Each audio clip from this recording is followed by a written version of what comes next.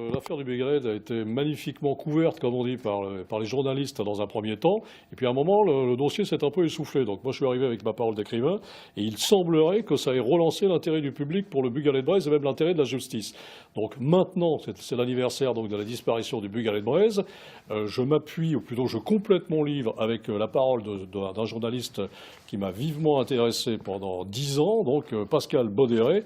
Et semble-t-il, nous avons fait un livre très cohérent entre le cri du cœur que j'ai poussé et puis ce dossier très très précis, donc rédigé par Pascal Bauderet. Il y a des raisons de rester mobilisés. Il y a la piste américaine avec notamment une liste de 12 sous-marins nucléaires d'attaque américains dont l'expert judiciaire dit que l'un d'eux peut être le responsable du naufrage. Il convient que les juges d'instruction aillent au bout de leur démarche et demandent aux États-Unis de fournir les positions de ces 12 sous-marins. On a eu tellement de mal à avoir des noms de sous-marins dans ce dossier. Là, on en a 12 et on dit on arrête l'enquête. On ne peut pas entendre ça.